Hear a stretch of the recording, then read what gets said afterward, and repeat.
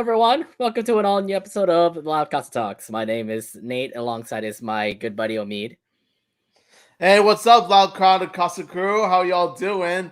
Definitely stoked to be here and discuss the recent Casagrandes episodes with you. I mean, we're playing catch up right now, considering that they keep on putting up brand new episodes of Casagrandes. So we gotta, we gotta make sure that we're going to be ahead of the game as they continue to air more episodes. Yeah, man. Omid, it's been a week. How you been so far? I've been pretty good so far. Just been working. I've just been binging on Banjo Kazooie, which has come out on Nintendo Oh Switch God. Online. It's my favorite N64 game, and it's one of my favorite video games of all time. And I managed to beat it in less than a week. That's how that's how hard I Really? binged it. You're done? You're done right now? Already. What? Okay, wow. So you just marathon it literally. Omid, you should really think about streaming and actually like do That's a marathon, do like a speed run or something on that game. If I had the equipment, I would have definitely. That would be the first game that I would have streamed personally because I have so much fun playing that game. Every single minute was just so much fun. And just a heads up, Omid, thank you very much for your family membership. I can actually now play N64 games, and I'm playing Paper Mario right now, and I'm waiting for a day where I can actually stream Paper Mario. But yeah, it'll be happening eventually. But yes, it's fun. Love It's a fun game. It's a really fun game. And you know what's funny? I haven't finished the first one. Like literally never finished the first one. I finished the second game, the 1,000-year door, but not Thousand Year Door. Another one of my 1,000 Year Door is also another one of my favorite video games ever. It's also my favorite GameCube game. Paper Mario 64 is really good too. Yeah, I just never finished it, which is interesting because it was so fun in the N64, but I just never finished it up. And yeah, I probably should do that eventually. Nonetheless, there's a lot of good N64 games. I'm hoping Mario Party actually does hit N64. Me and Omid will be going back to the classic #1 Mario Party. That would be really fun. Yeah, can't wait. Yeah, man. Like if we could get the OG Squid Game and then play it multiplayer, that'd be cool. Squid Game. Party, wait, Mario Party is the OG Squid Game. What? There you go. Oh, but no one's dying in the game, okay? But I mean, Mario Party All Stars wasn't bad. But we'll discuss that more if we ever do a gaming YouTube or something. We should plan thinking about animation YouTubes or something. We're in the midst of talking about that soon. Yeah, why not expand? Yeah, expand in Loud House and Casagrandes. All right. So yeah, my week so far, my first full week of work is great. Although what I've been said now is that I'm actually going to be working possible night graveyard shift soon, which is not a good thing that I wanted to hear, considering that I might work from midnight to 6, and I'm like, this is the first thing for me to do that. But yeah. But you know what? I'm up for the challenge. The coworkers are doing great to train me as the time comes. So I'm a little bit nervous, to be honest, as something new is happening with this brand new company. But I'm in for the challenge, and if they don't like me, they'll fire me. I don't care. All I gotta say is, just do your best, give it your all, and yeah, hope for the best. Yeah, thank you very much. All right, so before we head over to our episode reviews, let's actually go straight to our NFL update. For us 49er fans, that was the biggest weekend. I mean, to say the least, it was the biggest weekend ever. The fact that all these games were scored by only one possession, especially by 49ers, who ended up beating the Packers. Nobody expected that. And I was the only one person who actually said, Niners are going to beat the Pack, and we were able to do it. I'm pretty happy about it. We're about to go to Super Bowl. Hopefully we can beat the Rams this weekend, and it's going to be exciting. Yeah, I'm totally not jealous at all. Like, as you can see, I'm not jealous at all. Not whatsoever. What do you think? What do you think I was doing? What do you think I was happy? What do you think I was a fan talking about the 49ers when it aired over at Nickelodeon? it literally, the Nick game was fun to watch because it was actually really close. But yeah, I can't believe I actually saw my Niners get slimed and everything. Yeah, listen, congrats to you guys for getting it this far. Like I said, I am so happy for you. Happy for you. I know. If your Bengals didn't beat the Raiders, then you could have been happier with us. But we were closer than. Oh, we were so close. We were so close. You just could have got a touchdown. I know. All right, Omid, I mean, here's the thing. We're close to the finale of NFL season. The Super Bowl is happening in 2 weeks. Omid, what is your dream Super Bowl 56 looking like? Okay, now at this point, my dream Super Bowl game is the Bengals and the 49ers.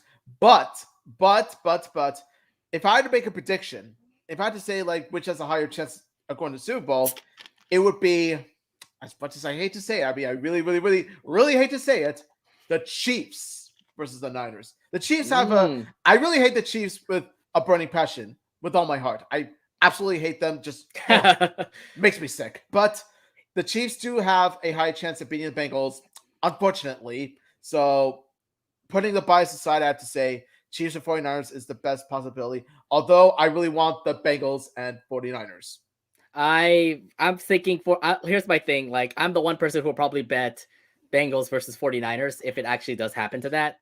I really want to see a rematch of those two Super Bowls where Bengals and Niners were actually really good. And this looks to be like, my thing is like, I don't want to have big upset. I don't want to have the favorites actually winning. That's why I wanted those underdogs to actually win. Niners are an underdog to the Rams. Bengals are a huge underdog to the Chiefs. But I can totally see. Look, the Bengals beat the Chiefs earlier this season. The Niners beat the Rams twice this season. So it tells me there's a formula here that we could totally see the Bengals and Niners in the Super Bowl. That's my prediction. And FYI, I told this to your brother. I am going to bet that if it ever happened.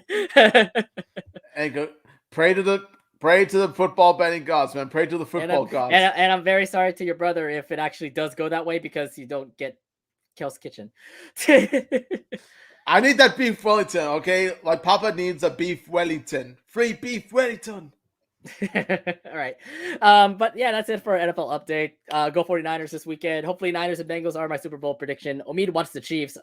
No, hurtfully wants to see the Chiefs win.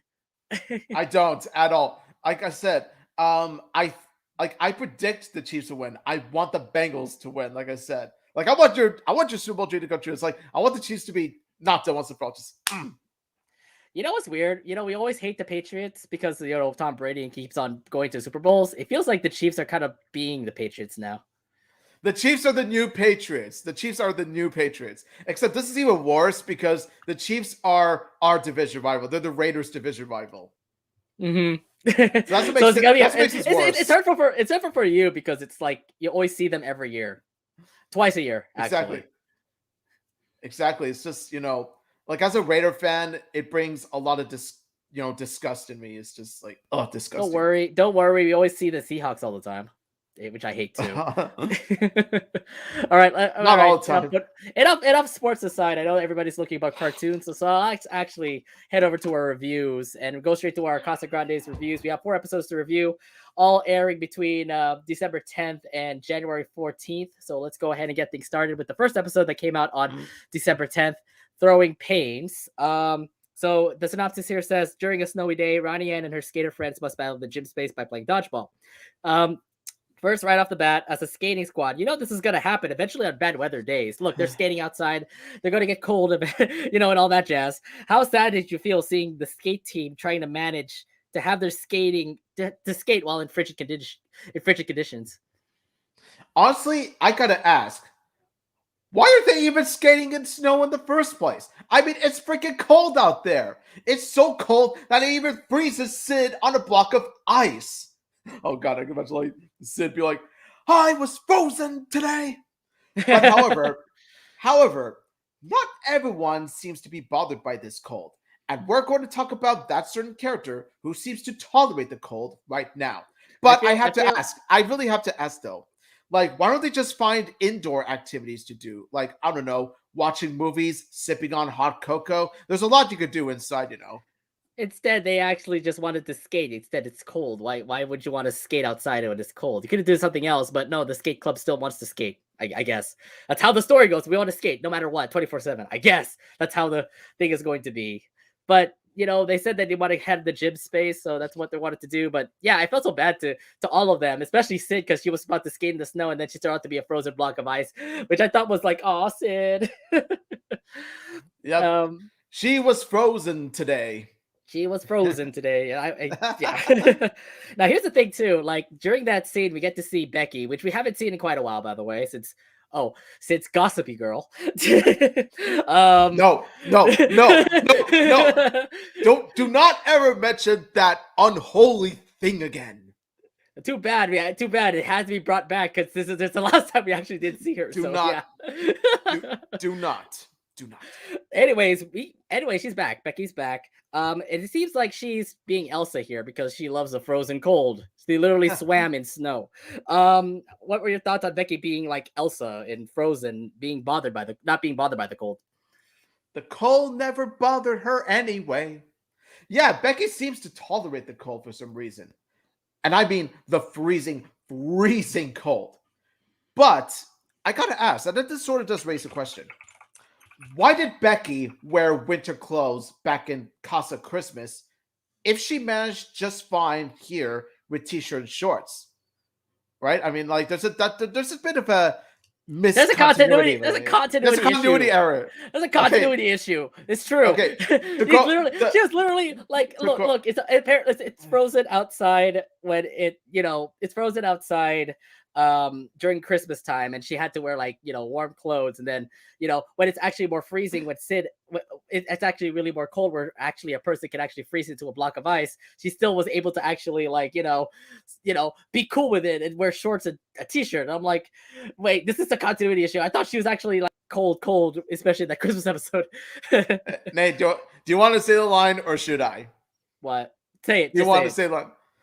Continuity? What's that? Oh, where's Sunny? Where's Sunny? Quoted by the great Sunny. Quoted by the great Sunny Clips. Continuity? What's that? Yeah, there's gonna be a reference in here eventually. Yeah, I mean, my thing is like, yeah, there's a continuity error. I guess Becky can, withstand the cold. I guess that's her, quirk, if you want to put that in there. But it's still the continuity issue. Still kind of boggles me. Why is she like not cold when she was cold over in Christmas? I guess I don't know. It's weird. It's a weird thing to actually put up there. I don't know. I don't know what to say, but still, Becky's a cool character. And we get to see like her meet. Yeah, I get it. I get it. I see. Yeah, I understand what you're trying to pull up there. All right. Anyways, let's continue on here because the skating team would find a place with the gym whom the dodgeball team would occupy. And unfortunately for them, they don't want to share, so they would have to play dodgeball for it. What were your thoughts on this, especially with a girl like Dodge? Dodge. Yeah, I saw what they did there when they named the character Dodge. Which makes me wonder. I wonder if her teammates are duck, dip, and dive.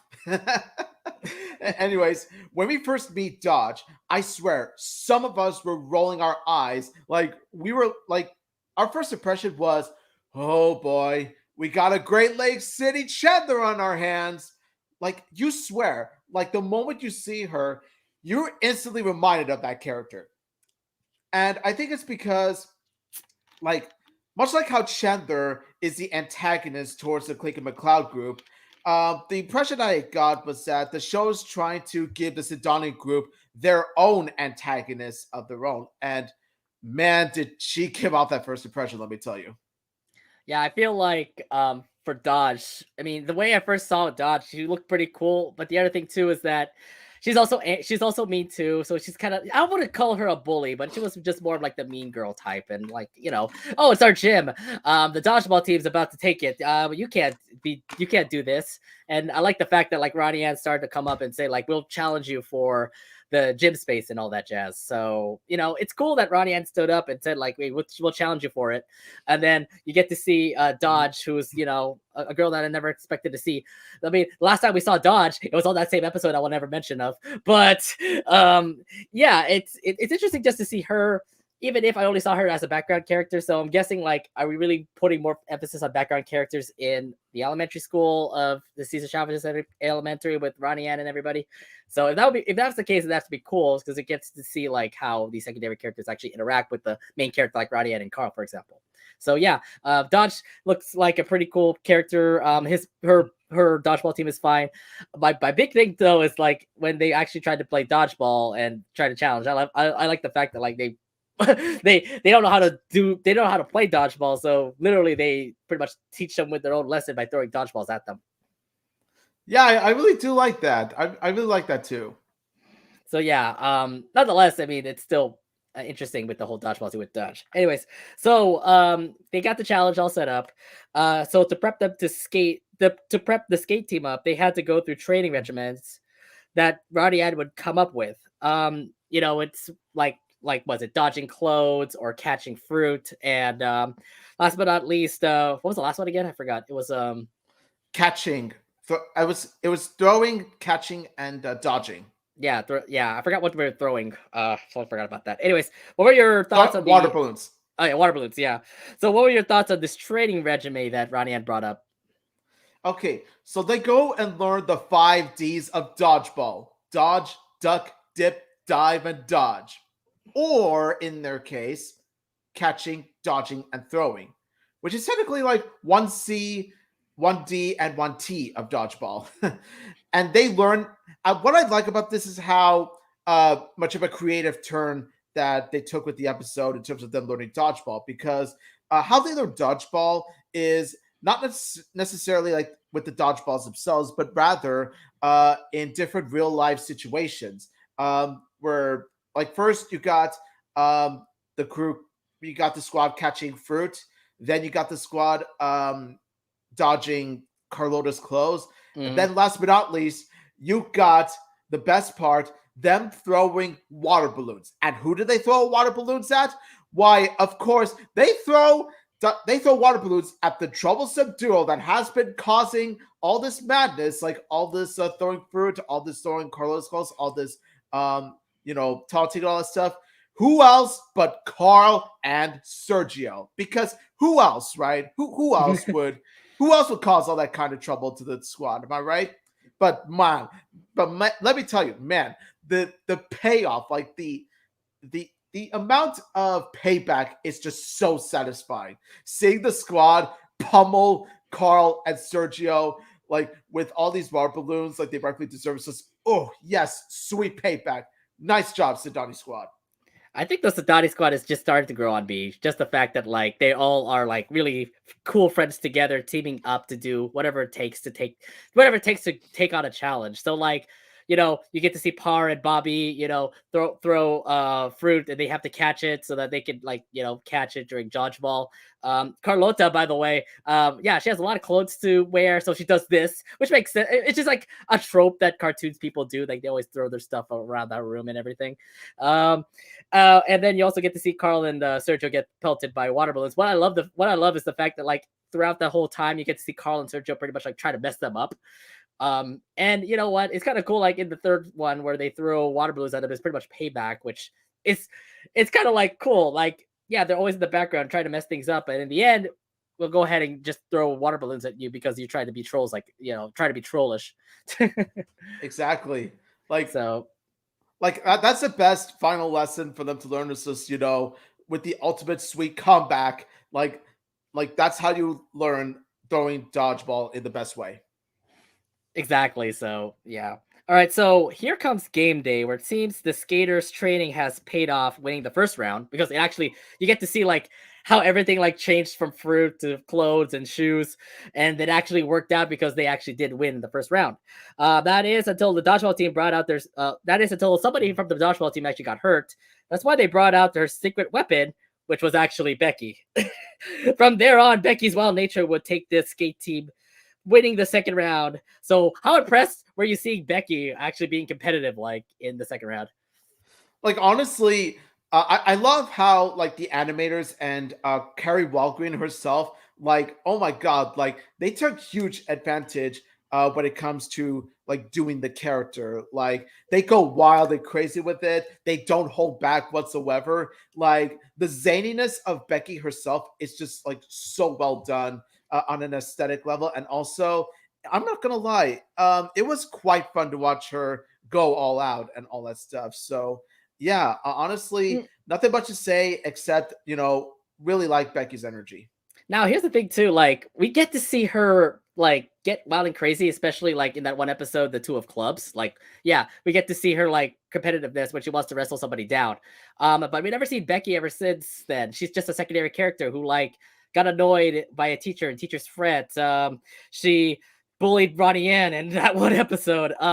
But that was all we get to see from her. So what I love is the fact that like, hey, we were going to bring her back and she's going to become a big important person in this episode because oh yeah, we just referenced her in this first scene. So you're thinking like, okay, just Becky being Becky, but no, she actually starts to come back into this episode and it's like, oh yeah, she's still a wild and crazy character.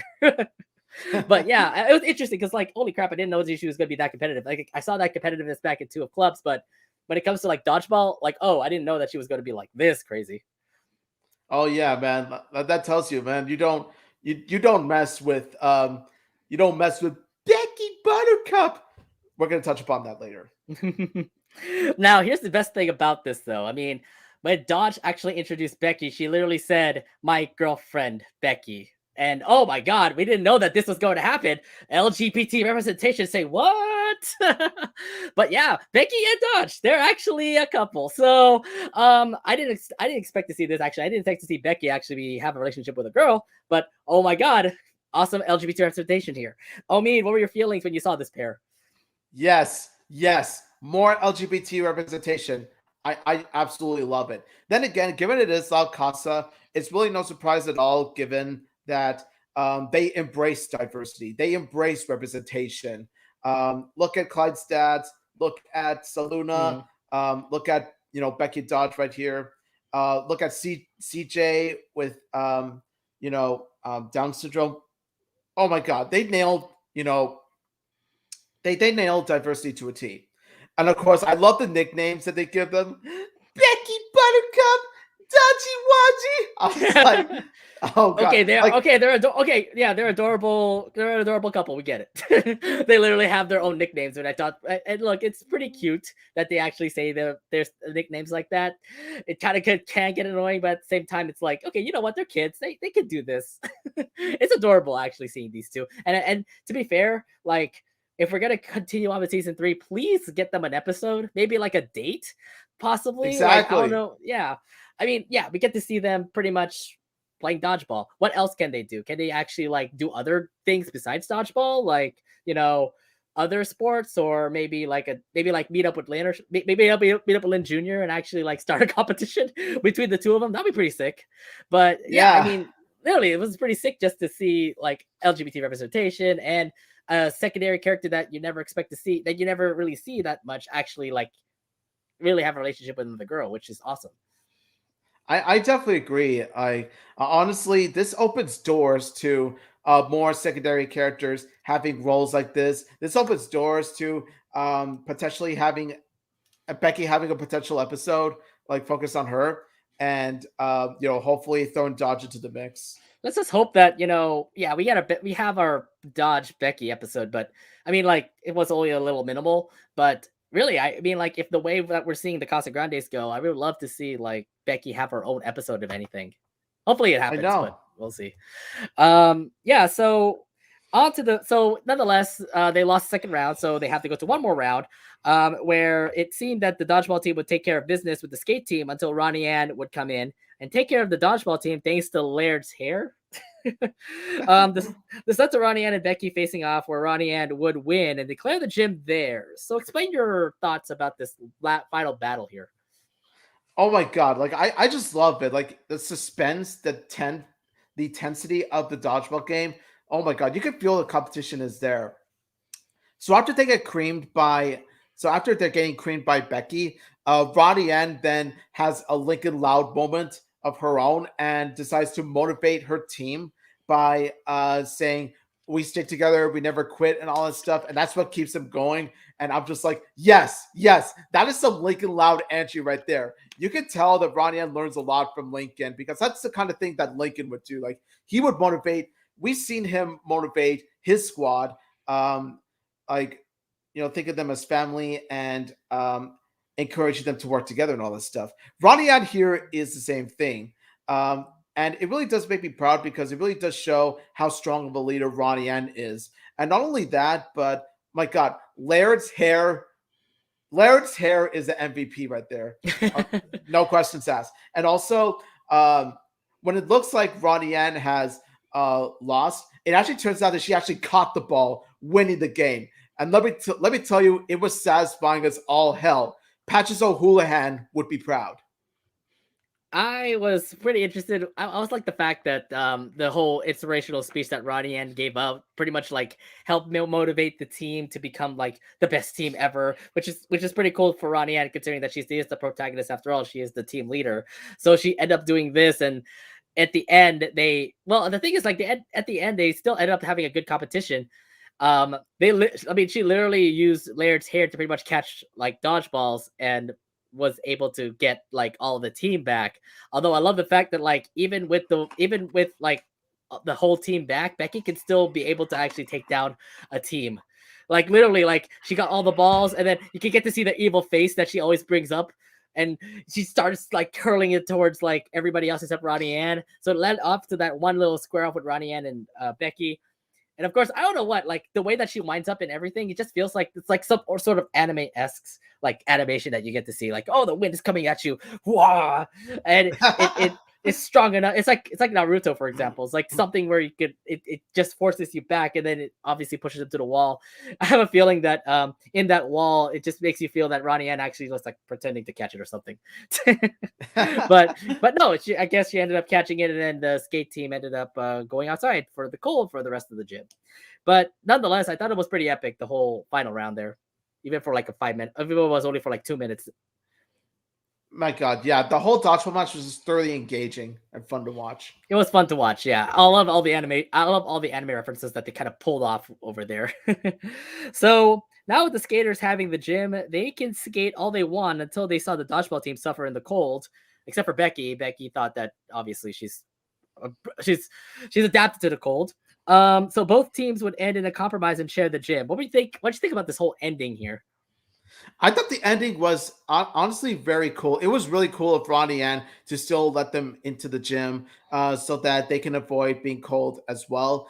It really does show how really wholesome and good-hearted Ronnie Ann is, even towards her opponents. Like she does have empathy for them because like she doesn't want them to go through the same thing that they went through when they were freezing to death. Like they don't want them to catch hypothermia. So Ronnie Ann lets them back in, and of course Ronnie Ann and Dodge pretty much compromise and pretty much bury the hatchet, and thus Dodge never became the female champion that we were dreading that she would be. The end. I do think that this is weird because, like, yeah, it was a great competition, but at the end, they literally just said, "Let's just share the gym," which is so weird. It just feels like it was the whole thing was just compromised so quickly. Did you feel like it was so quick that they said, like, you know what, we'll share it. That's it. I feel like that was like a cop out or something. I don't think so because, like I said, it shows Ronnie Ann's good nature. It shows how even when she's won, um, you know, even when she's won, she doesn't let the victory get to her head. Mm, She does um, like like I said, she feels some sort of empathy when she sees how they're suffering in the cold. And like I said, because Ronnie Ann is herself is compassionate, and she manages to do what Dodge wouldn't do if Ronnie Ann and her squad had lost the bet, and that is to pretty much let them in to make this sort of a dodgeball sports community, this whole dodgeball sports community, and of course to keep themselves warm and to keep them right. warm. Right. Nonetheless, I mean, it was pretty nice for Ronnie to do that. I just feel like this could have been like a more epic like way to actually like end it, but I guess it felt weird. To me, it felt weird. I kind of felt like I kind of missed something when I was watching that like resolution that ended. All right, but to each their own. Anything else you want to bring up in this episode? Yes. I have to say, like, okay, yeah, this was a really good holiday special, right? Because Oh yeah, I, I forgot. I forgot they said it yeah, was a holiday special. I'm like, oh, because because it's snowing is that the reason why it's a holiday special? as we all know, if the episode takes place during snow, that means it must be a holiday themed episode. Am I right, Nickelodeon? Am I right? But Am I that right, doesn't make this. Nickelodeon? It doesn't make sense for the sister episode that also aired that day. Yeah, I mean, what gives, right? I mean, you said that there would be a holiday episode, and then you had to go and advertise. This is a holiday episode. What's a holiday thing about it? Like all the fun takes place in snow. What is so holiday about it? Right? I know Nickelodeon had their weird ways of actually promoting this. Nonetheless, it was a new episode of the Casagrandes, but nonetheless, they were all. It also was leaked too. So Right. And oh God, yeah, I can imagine like what's next? Are they gonna come up with oh God, I gotta stop with this. Dodge the balls with lots of Becky. La la oh la my god. la la la la. Right? Right. I was just thinking about Are that. we going to just say that? No, I don't know. It was weird when they actually did say that it was a holiday special because it wasn't. It literally was just a winter episode. I mean, it kind of felt like the Loud House when they had Snowboard as a holiday episode, which isn't a holiday episode. It's just pretty much them in the snow. So and Snow Way Out because they thought that was a holiday episode, but no, it's not. I don't know. It just feels like Nickelodeon. Whenever it comes to snow, they always like to put in the holidays. And you know what's weird? I don't know if Throwing Pains actually aired again in the Casa Grande. Still, it's a good episode. So props out to them. But yeah, let's head over to our ratings. I mean, how would you rate this episode? I would honestly rate it a 9 out of 10. This was a Wow. thrill. It was a thrilling dodgeball game to watch, and I loved how Ronnie Ann and her squad learned dodgeball in their own way. Like they managed to learn it from different kinds of scenarios, which helped them gain dodgeball skills. Not only that, but each and every dodgeball game on their own really stood out as being engaging, being thrilling, being thoroughly engaging to watch, being so fun. And of course, Becky gives it her all with not just her dodgeball energy, but also the reveal of her being in a relationship with another girl, Dodge. Becky Buttercup and Dodgy Wadgy for life. Let's go. I do love the pair. I do love the pair. I think the dodgeball thing was definitely epic, especially when you have a team that literally was only about skateboarding and then a team that's all about dodgeball. So like it was pretty much a cool upset. I did say the ending was kind of mediocre. The fact that they kind of they ended the episode with a resolution like that. I thought they would actually have more emphasis on that, but I guess that's the way they pulled the episode. To me, it was like a 7.5 out of 10. I do love the fact that we have Becky and Dodge actually a couple, but like I said, the episode kind of felt like it was epic, but at the same time, I thought that the ending would have been done a whole lot better. So yeah, 7.5 out of 10 for me with Throwing Pains. All right, so let's head over to the sister episode that also came out that day as well. It's called Lalo Land. Where is that? Here we go. So it's called Lalo Land. The synopsis here says the Casagrandes prepare Lalo for his big audition to be Phoebe Palace's new sidekick. All right, so first off, this episode actually was leaked as it was aired on Nicktoons because it was the sister episode for Babysitter. So were you able to see the episode then, Omid? Were you able to see the episode when it actually aired on Nicktoons? I remember seeing it. I remember seeing it with you, like on the internet. And I have to say this: Nickelodeon, you need to get your head straight. You need to really work on the Casagrande schedule because let me tell you, it can get quite messy sometimes. No It was lie. more like Nickelodeon schedule because like they should have known better. I mean, like yeah, you pull this. Well, the thing is like you pull sister episodes and actually like pull them together. Like La La Land is a sister episode to Babysitter, and Throwing Pains was a sister episode to another episode. So why did you actually pull those two and put it all together in one block? And literally, La La Land is not even a Christmas episode, but it's not even a Christmas special. Yet you pulled La La Land and actually brought it into your lineup, and it's like what? Exactly. I know it was your excuse to pretty much finish up season 2 so that you can actually bring up all the rest of season 3 episodes. But yeah, I'm not happy about that one. Sometimes the scheduling make no sense. Sometimes their advertising make no sense. Like honestly, you just want to tell the Nick producers, like, hey, get out of La La Land. No, I mean La La Land. Get out of La La Land and focus on scheduling La La Land properly. Yeah, I think I was the one person who actually like saw it on Nicktoons and actually was able to like watch it. And that's the reason why I was doing this review.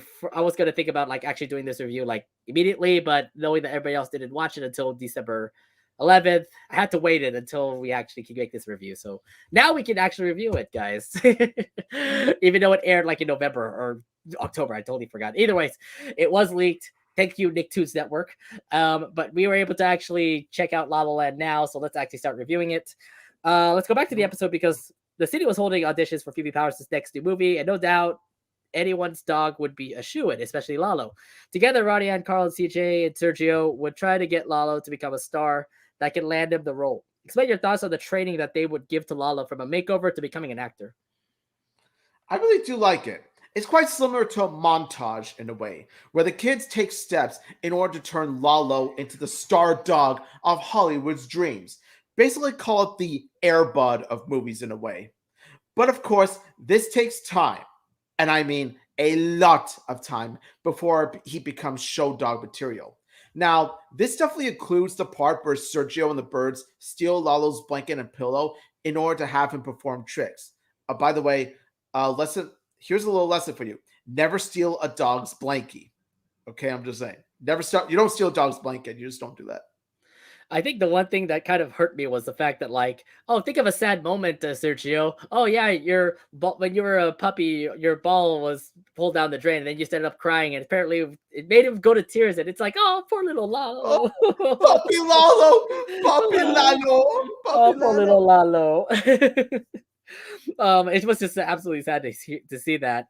But then throughout everything else, like him trying to get a makeover, him trying to be an action star, like literally trying to be an action star, where he actually like climbed up the wall. He literally had a cape and tried to become the hero, which I thought was like, Oh okay, yeah, god, we get it. You're a it's super dog. Lalo the super dog. He's the next crypto, ladies and gentlemen. Like Lalo is the next crypto. Nonetheless. I mean, I thought it was pretty fun to actually have like Ronnie and Carl and CJ actually work together to get Lalo a landing role plus Phoebe Powers. So yeah, obviously Ronnie would love that. Now it's time for the audition where Lalo would not really do a great job to show off his talent. He literally just farted. But he's still out of the role since the dog they wanted for the whole movie looked exactly like Lalo. Did you like how it ended up God. like this, where he ended up getting the role even if he looked like him? I will admit this: how he got the role in the first place was a tad rushed. It was especially rushed when the director just went with the look instead of the talent, and just said, "Yep, he's hired." Like he doesn't do much except being a farting machine. But sure, he looks the part. He's hired because, well, let's face it, it is typical Hollywood casting in general, and with typical Hollywood casting, like they focus on the looks. Like their slogan is "Just look the part. Who cares about everything else?" Pretty much. I don't know how Hollywood works. I'm not an actor, so I wouldn't like go into that perspective. But it's just a real, like, you're right, Omid. It's like a real a con op. The fact, or what was it? Like a short little shortcoming there, where they just pretty much like gave him the role just because he looks like that dog that they really wanted to have in the movie. So it's like, okay, fine. This audition was definitely for nothing. Like literally all these practices that we actually had for like 5 minutes literally was for nothing. I guess that's how Exactly. the episode rolls. All that payoff for nothing. All that hard work. All that for nothing. He just gets the parts anyway. It's just yeah. Yeah, I don't know.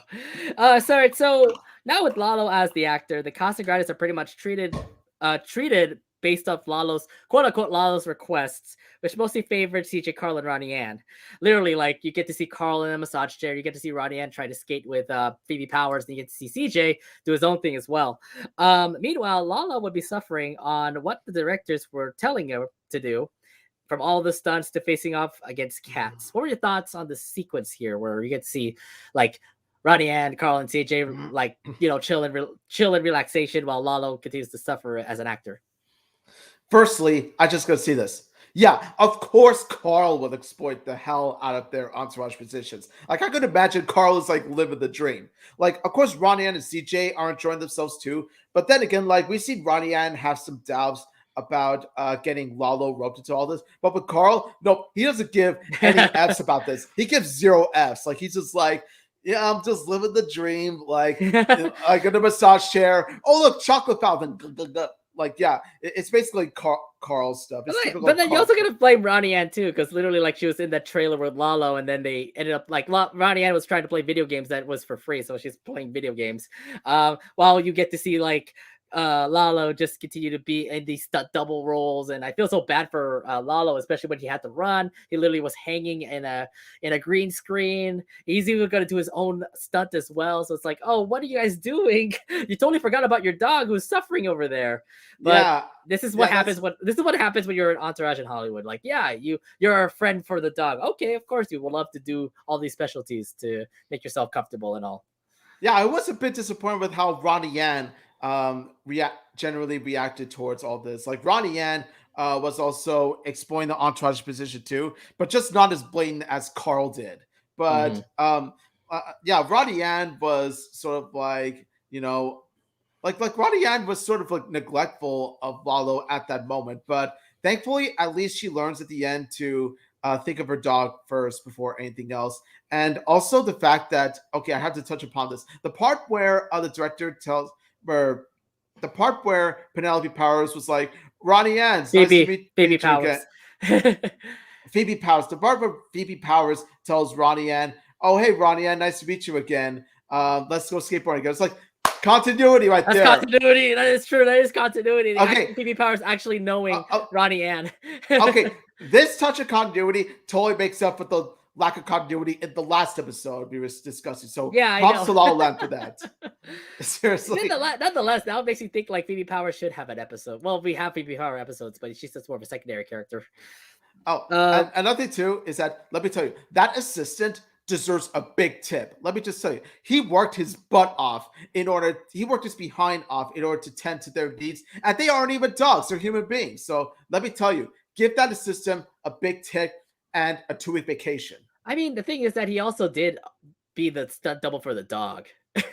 So yeah, I mean, like he was trying to go through what was it, Lalo's requests by just pretty much giving Carl and CJ and Ronnie Ann what they want, and then at the end, try to be a stunt double for Phoebe Powers. So to say the least, he's a great guy. Yes, he definitely is.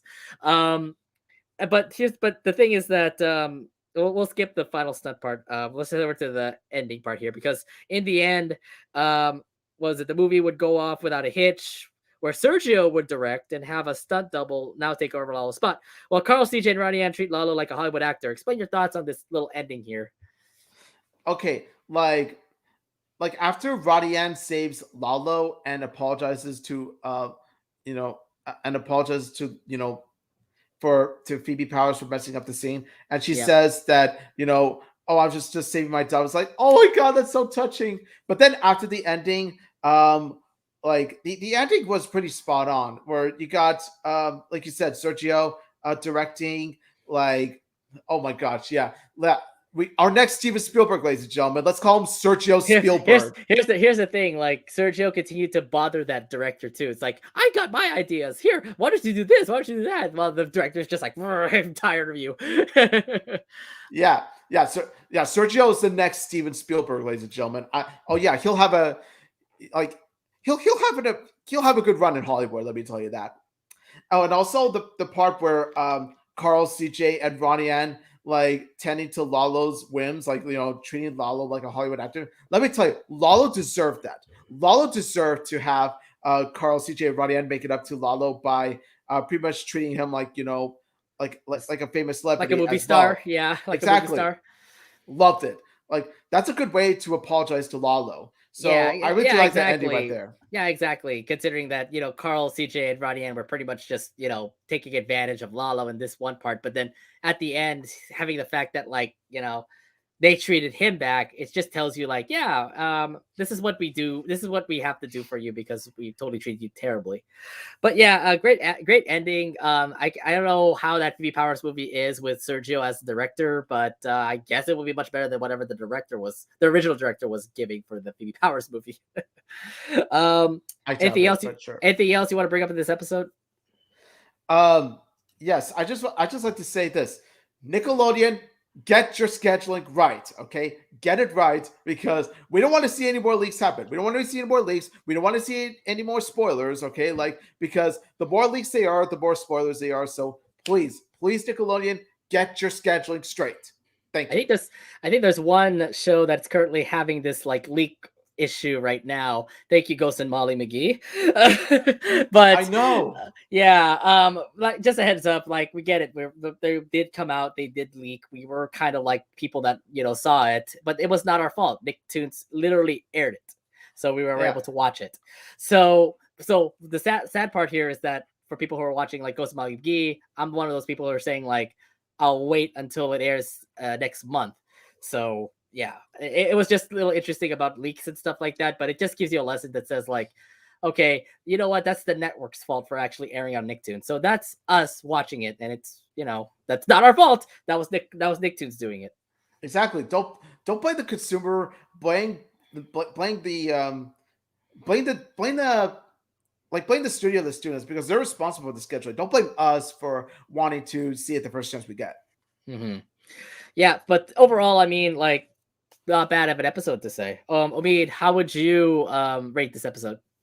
I would rate this an 8 out of 10. It was a really cute episode. The relationship between Ronnie and Lalo was just so wholesome. Now, of course, in the middle, it becomes less wholesome when Ronnie Ann focuses on her video games and her own needs, like to see Phoebe Powers before like the showing concern for Lalo. But then, at least at the end, Ronnie Ann does save Lalo, and she does make it up to Lalo at the end for um, pretty much being neglectful of Lalo. So at the very least, like this is not teacher's fret levels of selfishness that Ronnie Ann has here. This is more like mild levels of selfishness, where it's like, okay, yeah, Ronnie Ann, you kind of lost yourself there in the middle, but then at the end, you managed to save Lalo and learn a lesson at the end and really make it up to Lalo. So honestly, points to Ronnie Ann for that. For sure. For me, I actually thought this episode was actually pretty cool. We never have this. We never have a Lalo episode. Like literally, we always see him pretty much hang out with the Casagrandes. We never actually have him have his own episode, and I thought this was actually a pretty good one. Treat it. Give him some love because yeah, he needs some. The pets need love too, not Sergio. Just we have a lot of Sergio episodes. Let's give some thoughts out to Lalo in this one. But yeah, for our first Sergio episode, for our first Lalo episode, I would say give it an 8 out of 10 too. But yeah, overall, really nice episode. All right, so let's head over to our next episode that aired just 2 weeks ago. It aired on January 14th, 2022. It's the first episode that came out during that premiere on Friday. Is Skaters Gonna Hate? So here's the synopsis here. Ronnie Ann and her pals enlist Carlos X in a skate off against Tony Hawk. Wait. So there's a lot of big names, by the way, there. And Obi, did I hear this right? Carlos X? Carlos Yes. Skater Elias that we haven't heard since literally the first episode of the Casagrandes. Literally the first episode of the Casagrandes. Carlos Yes, X. It's Carlos X. Yeah, X. Omid, how shocked were you to hear the name and have another episode about him? Honestly, I was pleasantly surprised to hear the name Carlos X again. And not only that, but we also hear Carlos bring out his inner Carlos X. Like we haven't seen that ever since, one of the very first episodes of the Casagrandes going overboard. And let me tell you, it was nice to bring that sort of continuity back. You see? There you go. 2 episodes in a row. Continuity's back. 2 episodes in a row that brought back continuity. Let me tell you, like now, like boom, this cancels out. Like this totally does make up for throwing pains. Like 2 points for continuity, 1 point for miscontinuity. So there you go. So yeah, it was nice to see him bring out his inner Carlos X, and like not only that, but he also said some skateboard slang, like gnarly, and also when he hears, oh god, just hearing Carlos say gnarly, oh my god, it just like. I literally had a fangasm when I heard that because it's like, oh my god, Carlos, get a bar, Carlos is back, baby. Here's the thing, like I'm pretty shocked the fact that Carlos X, we haven't heard from him since literally the first episode of the Casagrandes. Like that was in first season. This is third season. So Carlos X never appeared at all most of the time throughout second season and first season. So it's like, wow, way to bring back continuity. The fact that Carlos does have another alias as a skater back in his college days to say, but oh my god. Yes, Carlos X is back. He's not the same old genius that everyone knows him about. Like, yeah, he's a professor. Yeah, he is into sciences and that kind of stuff. We never get to see the whole like teenager side of Carlos or college side of Carlos, where he was actually a skater. Yeah, thank you for actually bringing that back. He is a skater, and he ended Yes. up rocking. Cool, ended up rocking, which is awesome. Here's the other thing too. There's Mhm. another name that also popped up. Tony Hawk. Literally, Tony Hawk, the one skateboarder that everyone loves. He literally had a video game, and he is the literal Tony Hawk that's actually here in this episode of the Casagrandes. Omid, how did you like that the Tony Hawk appeared in this episode? This was such a nice cameo by such a legend. Of course, this isn't the first time that we've seen an A-list celebrity lend his voice in a Casagrande episode.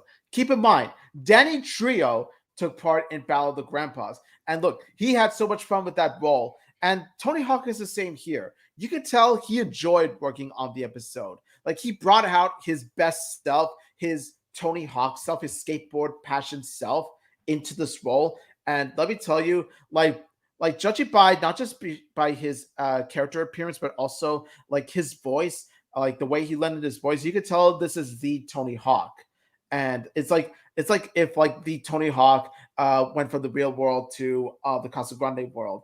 Like, you could tell he enjoyed working on the episode, and honestly, major shout out to Tony Hawk for that. He did a gnarly job playing as himself in the episode. Really gnarly, dude. I think we gotta do all this like skateboard slang. But yeah, I never expected to actually see Tony Hawk actually pop in. Like, out of all, like literally, like the last time I saw Tony Hawk in a Nickelodeon show was Rocket Power. I remember So that. I remember that too. Yeah. yeah, like Tony, Mr. Hawk. Yes, I get it, Auto Rocket. You really love Mr. Hawk, but it makes sense considering that whole show is all about skateboarding, snowboarding, that kind of jazz. Extreme This extreme extreme sports, yeah. sports, yeah, extreme sports, and of course, if you're gonna have Ronnie Yan as a skateboarder, why not have Tony Hawk in this? It's awesome to actually see the Tony Hawk here and actually become that A-list actor, that the A-list celebrity that actually appeared to influence skateboarders and all that jazz. So yeah, it's awesome to actually hear that Mr. Tony Hawk, the real Tony Hawk, is actually here, being a guest star. We had other guest stars before, but still, I think it's still pretty big. The fact that it's all about skateboarding, and no doubt about it, this episode's still definitely about skateboarding.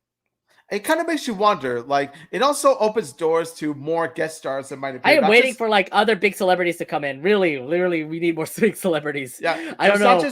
It's not just A-list actors, but also like A-list like I mean, celebrities, like you in have you general. have you have what is it, George Lopez in frequently when it comes to Casagrandes episodes. So I'm like, yeah, we get it because Latino representation, but why not like big time celebrities like, for example, Tony Hawk?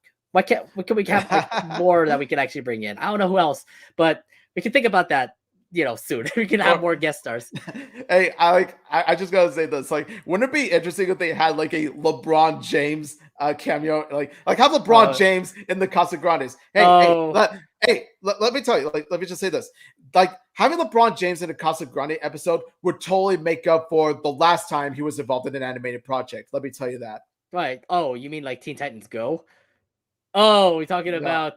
you're talking about Space Jam. Okay. That will Yeah. not make it up. If we're going to talk about like sports athletes, Steph Curry would be definitely a big choice for that. If anything, Please, please, please. I am begging you, Casa Grandes. Please put Stephen Curry in this. I would like now we're as a thinking boy. about like what celebrity. Now we're thinking about what celebrity will actually work out here with this team. There's a lot Or to think about now. John Cena. Oh no, But I'll John not be. Cena in I the would not be Casa Grandes. surprised. I would not be surprised John Cena would be in there because he could be in like any animated show. To be fair. Yeah, Oh like man. he's practically an animated character himself. Like, any role he plays, like live action or animated, he's practically a sort of an animated character himself in a way. Yeah. I mean, Like, yeah, it is. look at Peacemaker, for example. By the way, love He's a literal. Peacemaker. He's a literal like cartoon. To be fair, like the way that he's acting in that show. Yes. All right, let's move on to the episode because we've been talking a lot about Tony Hawk now and Carlos X. So let's get to the episode where the skate team would have a date with Tony Hawk. And once Carlos heard about it, grudges start to come in, where he would recall a moment where Tony would push him in a skating competition back in the early days, which led him to lose and actually break his whole body. Now with this opportunity to get revenge, he would do what it takes to make Ronnie and skate team for the win. explain your thoughts on Carlos X in this big moment here. Yeah, honestly, I never thought that like Carlos himself would have a grudge against someone like Tony Hawk, because really, who would have a grudge against Tony Hawk besides his his skating rivals, right? I mean, like Tony Hawk, when you see him, he's actually a really chill, down to earth guy who really does care about his skating students, like his skating team. So honestly, it's hard to hate Tony Hawk, but hey, when you got a pass like Carlos, I think you're bound to not be so fond of the guy too. And apparently, Tony pushed him into the ground, like the skating competition would cause Carlos to injure him. And I'm just like, okay, now if that was the case, why didn't Tony Hawk just immediately go visit Carlos? Honestly, honestly, if someone pushed me down and they broke my leg, I'm gonna tell you, like I would be peed for them too. Mhm. But yeah, like I said, it's really interesting to see Carlos X. Like, you get to see like him being all secretive when you see him and going overboard. Like, yeah, he's definitely an awesome skater, but he obviously needs to hide it from his wife. But this time around, I never get to see Carlos get to be so angry. Like, you never see him angry. Do you realize that? Like, you never get to see him like frustrated about like a celebrity like Tony Hawk, for example. Oh man, let me tell you. Like we've seen Carlos angry before. Take a look at Maybe with how. maybe Maria, but not like this. Not No, no, like this kind of angry. no. I mean, like he was also pretty angry with Carlota, and rightfully so because of her addiction to that Oh, one cell phone game. So yeah, right, I right, do right. agree. We do see on occasion Carlos getting angry, but like this is the first time that we've seen Carlos like being like angry with full on hatred, and I've been just like full on hatred for another person, and let alone a celebrity skateboarder like Tony Hawk. I'm just surprised to see Carlos like this. I'm like, yeah, I can't believe you actually hold all these like memorabilia about Tony Hawk. It's like, oh, Tony Hawk. I love like that one scene where she was literally like looking at everything and sees all these Tony Hawk things. And he's like hella angry at him and all that jazz. I'm like, wow, I can't believe Carlos is like this. So much secrets that Carlos has. What more can you bring us, Carlos? Yeah, there's so many skeletons in this closet we don't know about. We don't know about him, and His past, like, his past starts to intrigue me just like Maria's. So yeah, so here's the thing now. Carlos is now the coach of Ronnie Ant's team. As Carlos being the coach, Sergio would spy on Tony's Hawks team and learn their moves. Then he would teach them to brand new moves and give them new clothes for them to skate better. So what are your thoughts on Carlos here trying to get taking advantage of Tony's team? yeah. Now when we see Carlos researching Tony's Yeah. No, he's copying. moves, He's being a cheater, pumpkin eater here. and then see Sergio pretty much seeing Carlos trying to like research Tony Hawk's new moves so that he could use those against Tony Hawk. Um, when Sergio catches Carlos and then they bicker with each other, Carlos gets the idea to pretty much have Sergio record Tony Hawk's moves so that Carlos can use them against them. And oh my god, I love that moment where Carlos is like, yeah, it's like father, It's like like son, like it's father, like like son. it's It's literally it's just like like Carl. Carl. It's Carl literally did like it Carl. too. Carl did it too. Not only that, but like their little moments are quite similar because they use the like in that moment because Yeah. like at their moments like they were both trying to cheat in their own way. When Carl did it too, the evil laugh, it was because he was planning to cheat in the karate match against Adelaide. Here's the same thing where Carlos himself is trying to cheat on a skateboarding match against Tony Hawk. So it's kind of similar in a way, not just by animation, but also by purpose, by intent, by plot, by plot wise in this Hmm. sense. Right, right. To say the least, though, I mean, it's interesting to see Carlos try to be a cheater, pumpkin eater here. I Like get it. You're father, trying like to. son, like father, like son. It's kind of seeming like an older Carl. You're right about that.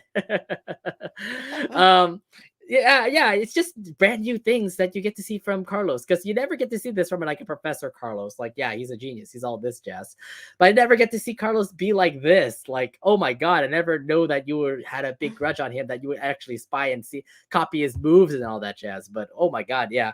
So we get to learn a lot about Carlos today. I mean, it's interesting. I mean, all these secrets that he's been keeping, especially with Tony Hawk. Anyways, so now it's time for the competition where Ronnie Ann and her crew would realize something. It's the same moves that Tony Hawk's team would pull off, but only better with Carlos X's training. Eventually, Tony would catch on, especially when he saw Sergio spy on them. Literally, Sergio literally was spying on them because he actually asked. He literally just like said, "Hey, can you do this move again?" So he would make a new move that totally fooled Carlos X, which would then make Laird in a nervous predicament that he can't do. So what does Carlos do? Dress up like Laird and pull off the move. What are you liking about this skate competition? Okay, now for the most part, I feel that with the skateboarding competition, it was pretty cool to see all these skateboarding tricks, like all these skateboarding moves and all that stuff. Mm. But then you get to the part where Carlos disguises himself as Laird, and honestly, this is where I have a major problem here. Like, honestly, as much as I like the episode overall, it actually has one major problem, one major flaw, and that is the fact that when Carlos disguises himself as Laird, like by putting on the red brushes, all that, guess what? Everyone falls for it. Everyone falls for Carlos's disguise. Despite the fact that Carlos looks nothing alike, he looks nothing like Laird. When you really do see it, it's like, are you blind? Carlos looks nothing like Laird, even with the bush on his hair. Look, he doesn't have the same physical features. He doesn't have the same height. He doesn't have the same skin color. It's really insulting to me. And it's especially insulting when you see Ronnie Ann, who is Carlos's flippin' niece, his freaking niece, also fall for this disguise, despite the fact that she freaking lives with him at the exact same apartment. Are you kidding me? Not to mention, this whole show is called the Casagrandes. It focuses on the Casagrande family. So the fact that Ronnie Ann falls for this, are you kidding me? Really? Oh my god. Honestly, this is Undercover Mom all over again. It really opens up a trope that I really can't stand in cartoons and shows in general. I really hate when characters like fall for like disguises. They're unable to decipher disguises, despite the fact they obviously don't like the person that they're disguising as. Are you kidding me? Like, honestly, like even Ash Ketchum would look at this and be like, "Really, Ronnie Ann? Really? Like, really? I'm sorry. I'm sorry. Then again, Ash can never see Jesse and James for some reason. Like, literally, they're in disguises all the dang time. Like, honestly, I know some people don't really mind the scene, and you know what? More power to them. But it's just that for me, as a Casagrande fan, and as someone who like knows that Ronnie Ann and Carlos are family, I'm sorry, but this scene just really pisses me off. Definitely, you just had like a 5-minute rant there. Seriously. Yeah, I mean, here the competition was fine. I mean, the fact is, like, they literally are pulling off the same moves but making it better. Literally, the crisscross and then another crisscross that Carlos X pulled off, the whole inverse pyramid that Carlos X ever pulled off. Same with like what Tony Hawk did as well. And then I love the fact that like Tony kind of caught on, and the fact that like he tried to make a different move. So you want to try to do a quadruple thing just like that. And of course, Laird gets knocked out because I don't know, like Laird is just a person who always gets nervous, and I'm like, yeah, this is kind of like a trope where he's like, I can't do this, faints and stuff like that. Cool for Laird, but yeah, I really was just kind of weirded out the fact that like, yeah, Carlos actually dresses up like Laird. It's weird because like you get to see other characters in disguises, like Rita becoming Britta. Like, you really can't really get the full I don't know, like that one is a little bit better than, not seeing I don't know. I feel like Carlos is like disguised as Laird is definitely more revealing that he is Carlos, but apparently the kids are really blinded to not see that. I mean, he's freaking taller than Laird. How is that possible? Exactly. He looks nothing like him. Like I said, it's really mind-boggling, and especially Ronnie Ann of all people that fall for this disguise. Yeah. It's just insulting. like if you're going to compare it with Britta, what Rita's teenage look of Britta, I mean, like at least she actually did it pretty well, where she literally covered her hair and not actually showing any blonde hair. Just like Girl Jordan and Rusty, for example. We'll talk about that in the next episode. Oh no, in a couple weeks. Hey, spoilers. Shh, spoilers. Shh. I know, but still, that we're going to be definitely bashing on that part. By the way, I'm not. Okay, I got a lot to say that part, but let me tell you, um, it's not the kind that you would expect. Like I have a take on Girl Jordan, but it's not the kind that you would yeah, expect from me. I'm upset. I'm upset with. Okay, we're skipping way up to the way forward ahead. Either way, it's interesting. Why do you guys actually not see Carlos as Laird? Nonetheless, it was funny. I guess it was a funny bit, but I know Omid got pissed because it's like, No, are I'm you sorry. that blind? Are you that blind? Yeah, no, I'm sorry. There was nothing funny about that part at all. But the rest of the episode was really fun. The rest of the episode was really good, though. Okay, so let's move on here. As Carlos pulls off that move, Carlos X's team would win, but his identity would be revealed. That would give him the win to Tony's team instead. It was there where Carlos would admit that he wanted revenge on Tony by being a part of the competition. Why this grudge, though? Well, according to the footage, it was literally a missed high five. I mean, really, a missed high five is the reason why Carlos is really angry at Tony Hawk. How'd you feel about this little resolution between two skaters? While I liked how this was cleared up, what sort of like boggled my mind was that after the high five, why didn't Tony Hawk just go and visit Carlos to see how he was doing? Then he could Mm. explain the whole situation. You know what I mean? Like it would have taken like 10 seconds for Tony to tell Carlos, "Hey, I missed the high five. It was an accident. I'm sorry." Like it would have been simple enough. Then the whole conflict wouldn't have happened in the first place. But then again, it did lead to Carlos becoming a successful professor though. So there is a blessing in disguise in that. Yeah, the thing is that he might not be a skater anymore, but at the end, he still ended up like I'm guessing like what he said was that literally after his like accident in that skateboarding competition, he still ended up like pretty much being in the library and actually studying, which ended up making him become that professor that we're talking about right now. So yeah, I mean, nonetheless, he still ended up becoming like a famous professor. Tony Hawk is still the famous skateboarder that we know. Um, it still paid off for both of these characters, no matter what. So I do like the little resolution here, but still, it kind of felt like a little caught up. It's like, oh, because of a high five is the reason why you're so angry at Tony Hawk.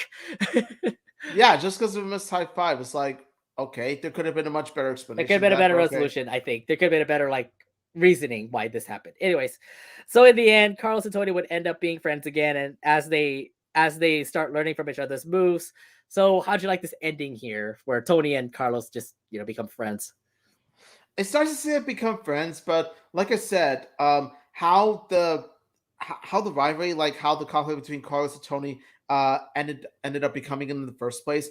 Um, like it was still a bit rushed. It was sort of a cop out explanation. But despite the cop out explanation, it was nice to see Carlos and Tony becoming skate bros in a sense. Yeah, like they should be, because that's how skate bros are. They're bros and all. I just hope we get to see more Tony Hawk, but nonetheless, it was actually awesome just to see him in this episode.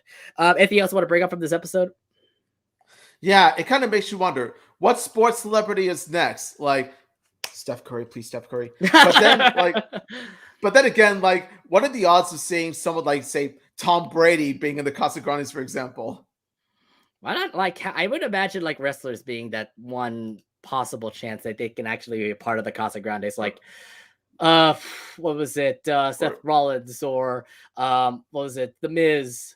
There are a lot of other like wrestlers that could definitely work out. I mean, you had John you had Cena! yeah, I can totally John see John Cena Cena! now. But we'll see. I mean, they definitely kind of feel like they could actually have a good part in the Casagrandes. All right. Um, so how would you rate this episode, Abid? I would honestly rate this a 7 out of 10 because, like, while for the most part, like they did perform some gnarly moves, there are a couple times where they have missed in a sense. Like there were a couple times where the episode has fell on flat on its face. Like for example, the ending.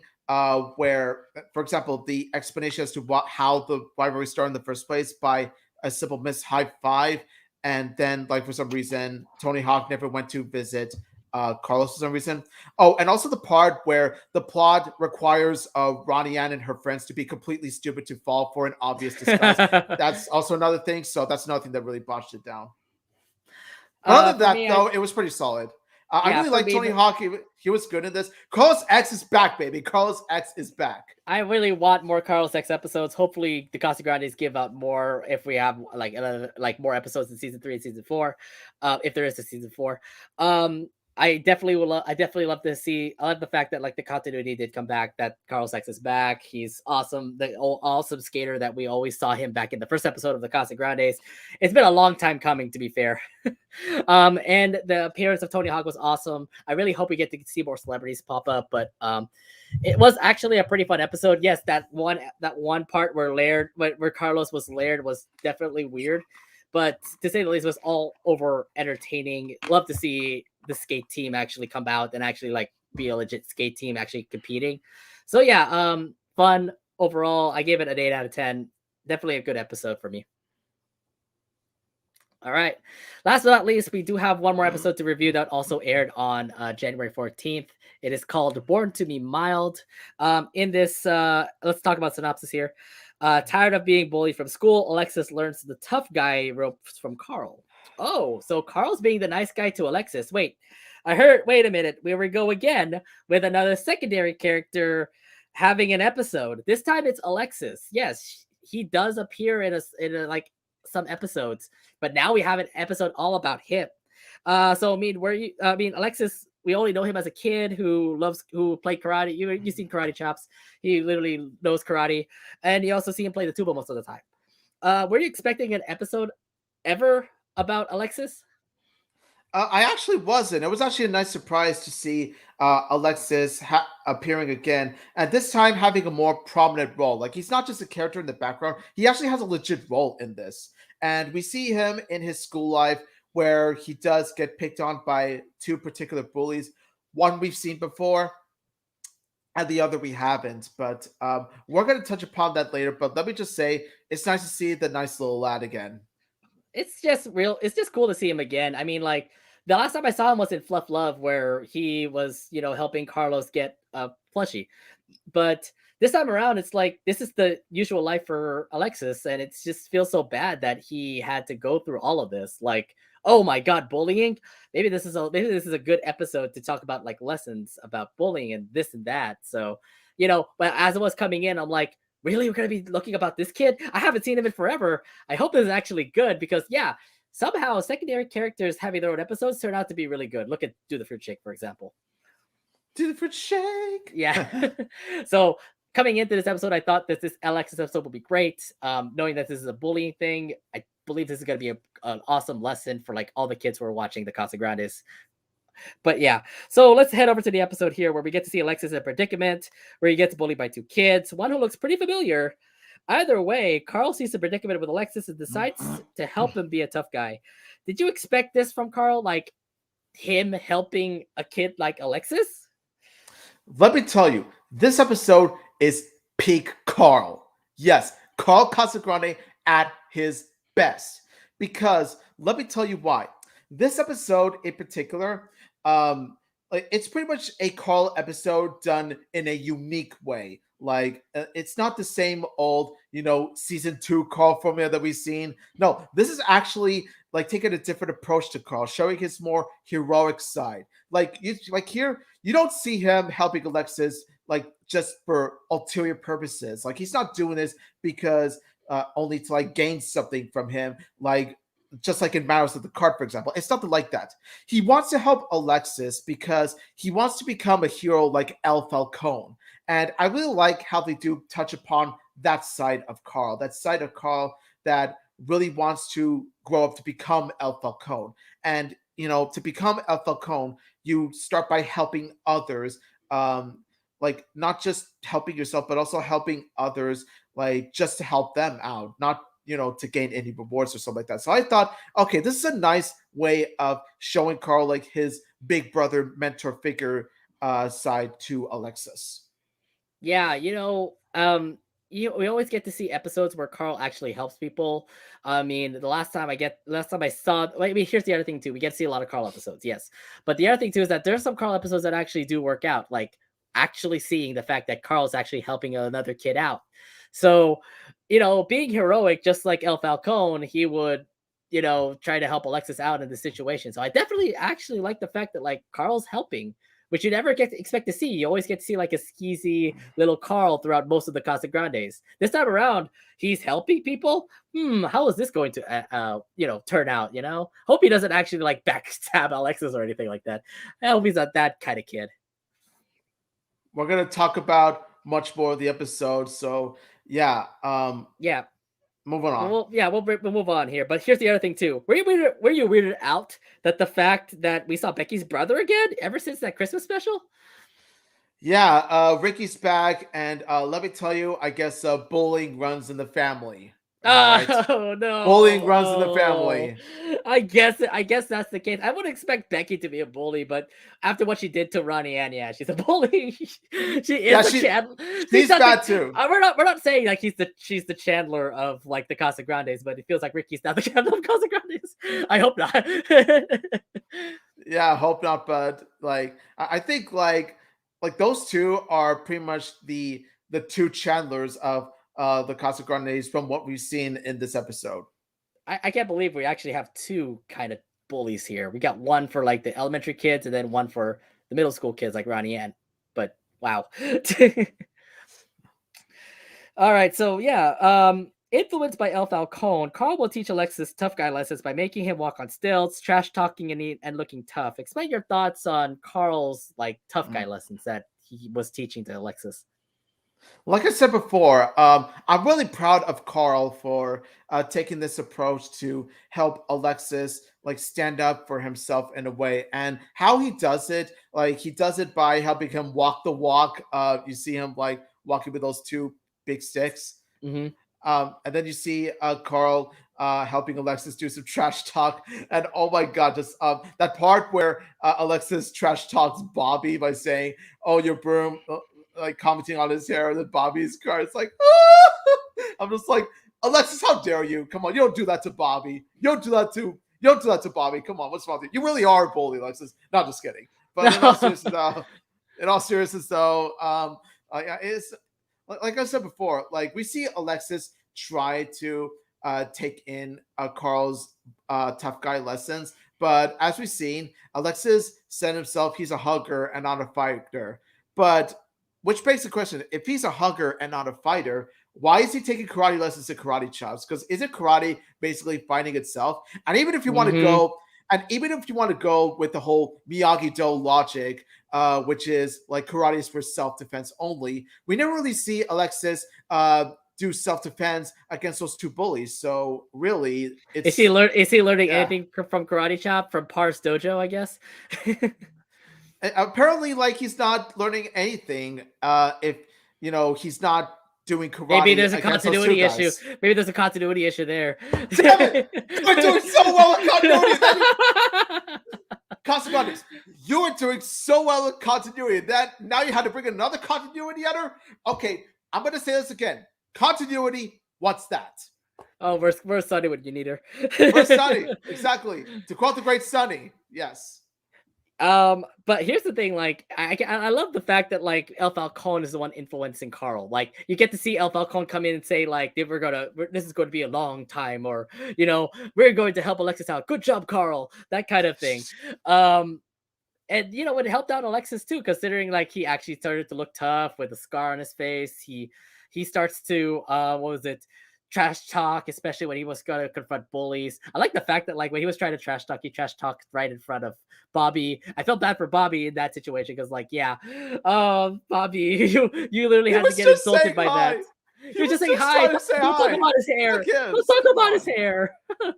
Being like a broom. Oh man. But yeah, I mean, like, this is good. Like, this is good teaching Carl, helping out Alexis. This is like probably like good Carl episodes that we really want to watch. Just tells you like he's maturing. He's not being like a jerk or anything. Exactly. Like this is his character going forwards. Not only that, these are pretty much Carl episodes taking their own unique approach to the character. It's Carl going through like different story arcs, like different episodes in a sense. It's not the same old Carl learning to be good. No, no, no. Carl is already good here. And judging by what I'm seeing from Rook, Line, and Sinker, it seems like I it was seems gonna like bring th- it I was seems like gonna that bring it up. episode. It seems like that episode, from what I've seen in the plot, it seems like the episode is going to be tilting more towards like falling into the trap of the The evil season side two, of Carl, like the Maros of the the cart. the season two Carl Casagrande formula. We're falling back to uh, that again. by the way, I thought we were kind of finished with Carl Casagrandes episodes, but again, it popped up again. I guess we love Carl that much that he's gonna get more episodes. I don't know. Anyways, You feel like the one fish guy that's just like another one. no, You know, another one, DJ Khaled. All right, so the next day, after all those tough lessons, Alexis would look like a totally different person thanks to Carl, making kids scared whenever he walks around the hall. But now came the test where he became tough on the bullies, Ricky and Julius. It turned out to go well until they want to confront him after school, leading him to a fight. How are you feeling about Alexis now in this situation? oh man, I feel really bad for. I feel scared for the poor guy. I don't want him to get crumbled up. I don't want him to get bumbled up or anything like that. But thankfully, like Carl doesn't back out or anything. Like Carl decides to stick with his friend Alexis through the fight, and not only that, but Carl decides to bring the boys. Carl decides to bring the I boys didn't know along. the boys were Lalo and Sergio. Yeah, You know what's apparently weird? You know so. what's weird? Like Sergio is like you can totally see him like a dick, but he can also be helpful too. Like in this part where he actually like tries to help Alexis in this situation. So I'm kind of conflicted. Like, is Sergio a good bird? Is Sergio a bad bird? I don't know. There have been so many times where I'm kind of like, good job, Sergio, and there's some bad times where I'm kind of like, fuck you, Sergio. Yeah, but unfortunately, the latter does outweigh the former. But here, let me tell you, like when you can make even Sergio look good in this episode, you know you got yourself one of the best episodes out there. Mm-hmm. I really do like the fact that like yeah, Alexis turned out the tough guy lessons worked out, but I know that he's still pretty scared of the fact that like oh, I can't really go on a fight. He even threw up on I think it's something. Um but it was so cool that to see Carl actually like help out his friend. So that's why the whole crew came out, and the fact that like Ricky and Julius are also like being tough as well. Apparently, a squirrel loves to be tough as well. I don't know. That's an interesting little Oh tidbit god, that I saw. I love the part where like the squirrel joins in on the fight as well. Like the squirrel is on Ricky and Julius's side, and then Yeah. like his main opponent is Lalo. It's like yes, I kind of want to see that fight, Lalo and the squirrel. Yeah, indeed. So here we go. The fight's about to begin. Carl and his crew would back up Alexis in the fight in the school. They're about to throw hands until Principal Venezuela would stop the fight and have them suspended due to this. This led Alexis to tears as it would get him out of bad practice. So what happens actually? Carl would actually stand up to him and apologize that he toughened him up to confront his bullies. But nonetheless, Alexis took his lessons to heart that he does need to face his own problems. This resolution definitely does like touch my heart here for a bit. But Omin, I want to hear your thoughts on this resolution that happened. Okay, first off, I just gotta say they're lucky that they have a reasonable principal on their hands, because let me tell you, if it was Principal Hawkins, let me tell you, like they would have been suspended no matter what they would have said. Number two, like oh my god, just this part with Carl and Alexis is just so wholesome, and honestly, like this ending really does help benefit to both characters, Carl and Alexis. It helps benefit Carl's character because we do see a side of Carl that like still keeps on to that El Falcone heroic side where he does stand up for Alexis, and he pretty much helps Alex. He pretty much helps clear out Alexis' name by saying that it was Carl who started all this by saying Alexis needed to toughen up, and so that's when Carl decides to apologize, and and it also works. It also works on Alexis's part because we see Alexis actually toughening up himself by being himself, by saying to the bullies that I don't like when you mess with my tuba, and so like that's when like the bullies decide to apologize too.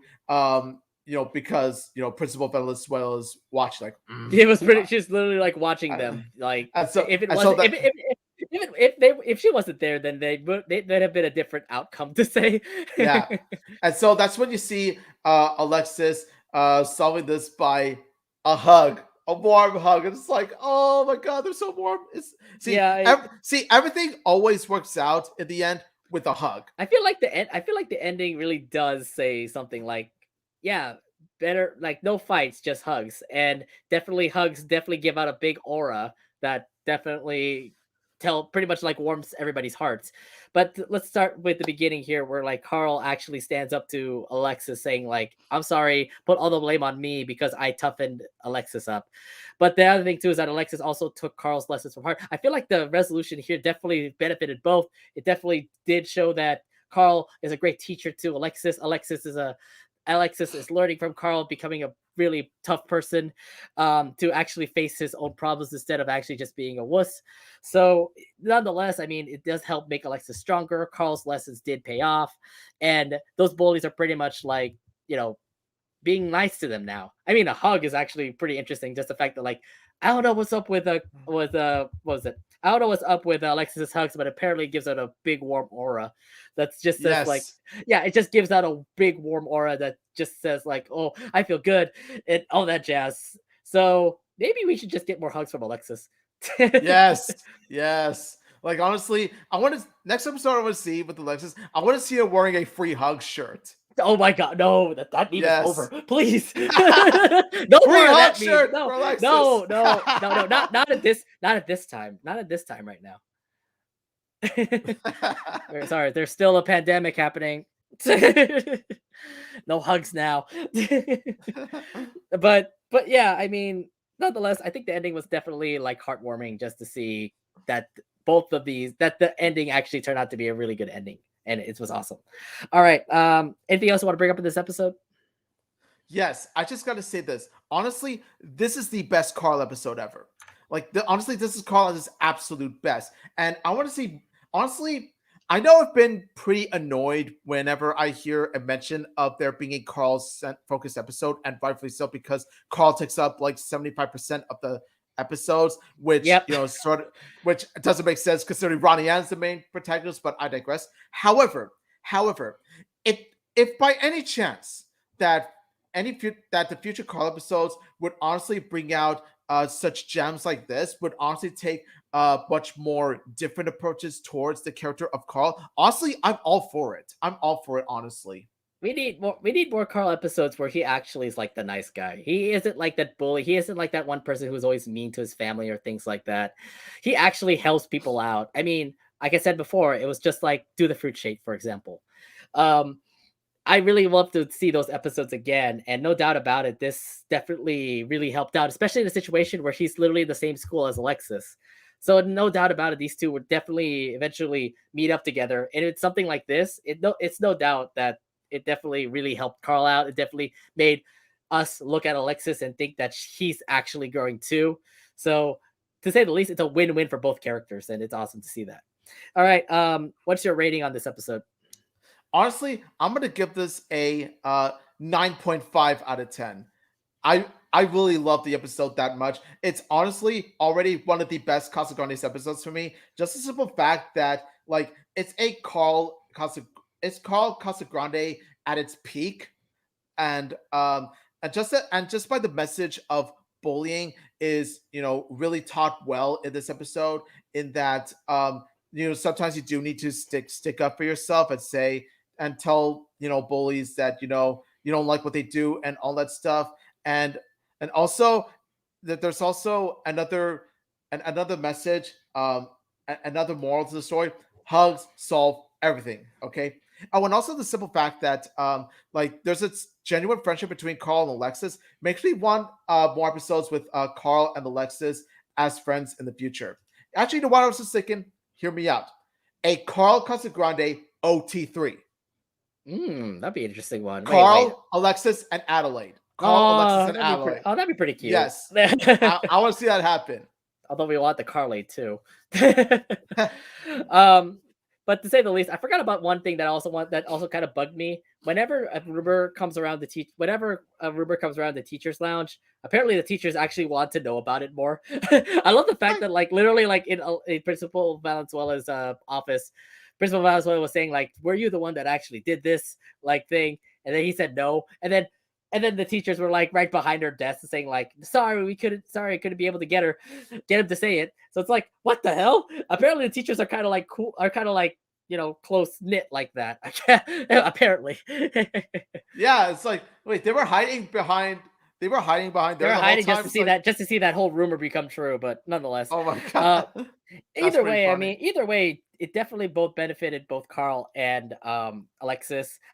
For our first Alexis episode, it looked like it was definitely on par. Look, kids like Alexis can get bullied like that, and this is also a good teaching lesson about bullies for people who are bullied. It pretty much tells you like you got to stand up for yourself sometimes. You can't really like be down there in the dumps. And I love how Carl was able to actually teach him how to become tough, how to become like a person that you don't want to be, being pushed over all the time. So being able to confront those problems, he was able to actually kind of find a resolution with hugs. And to say the least, it was helpful for Carl, it was helpful for Alexis. It was definitely an overall great episode. So there were actually no flaws in this, but I would give it a 9 out of 10. Like I can't really think about any flaws that happened in this. We get to The see continuity Ricky. error, the continuity error with karate chops. Okay, besides that. I mean, I give it a 9 out of 10. No doubt, definitely one of Carl's best episodes, and definitely one of the episodes that I would never expect to see Alexis in. But heck, we have an Alexis episode for the first time, and it turned out to be really good. Um, One more thing I want to point out: can we have more Ricky? Maybe there probably will be more Ricky, just because we have Becky pop up a lot. So yeah. Yeah, I kind of want to see, like, honestly, that's another thing too. Like, we said before, like we said earlier that there's potential to have like a Becky focused episode. Why not have a episode focused on both of the siblings, Becky and Ricky? Yeah, exactly. So, maybe one. So, well, look, if you're going to have more secondary character episodes, you might as well put an episode where Becky and Ricky like hang out or something. Yeah, look, they're siblings. We get it. They're brother and sister. So why not have them like have an episode where they like go through certain times around school and start bullying people and get in trouble for it? Another thing too is that I kind of thought that Becky and Ricky were twins because they really look alike in Casa Yeah, they really Christmas. look alike, but But apparently Becky's Becky's the older. older. Becky's Becky's older older, than and Ricky. Yeah. Ricky's younger. So yeah, you were thinking that they're actually twins, but nope, they're literally brother and sister. All right, but yeah, that's pretty much our reviews here. So thank you very much for checking out our stream tonight. For those who are watching on YouTube, remember that you can check out the Loud Casa Talks podcast wherever you listen to podcasts, like Spotify, Anchor, Google Podcasts, Apple Podcasts, wherever you listen to podcasts. Also, if you like the stream, subscribe and hit the bell so that you can be able to be notified when we become on YouTube next. So I'll let you guys know that next time we're going to be back here next Thursday.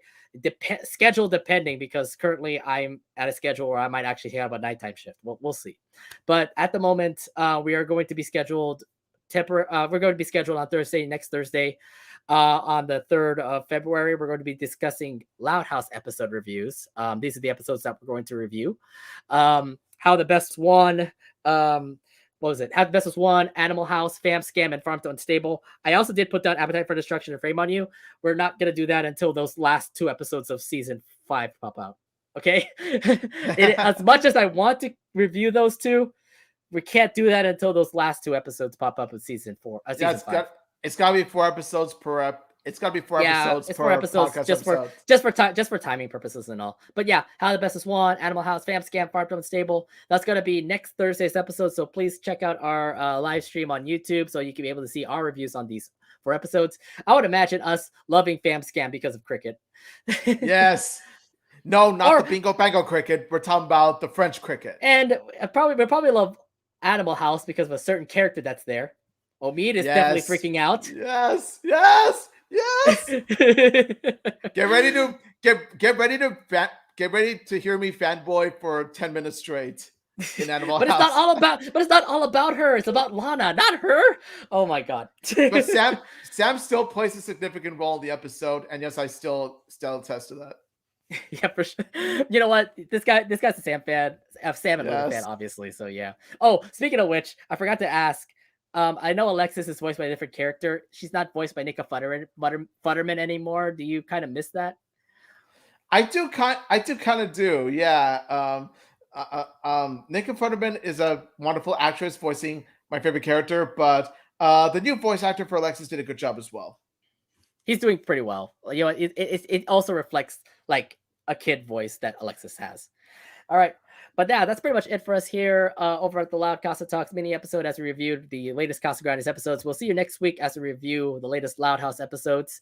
But until then, we'll see you next Thursday. My name is Nate.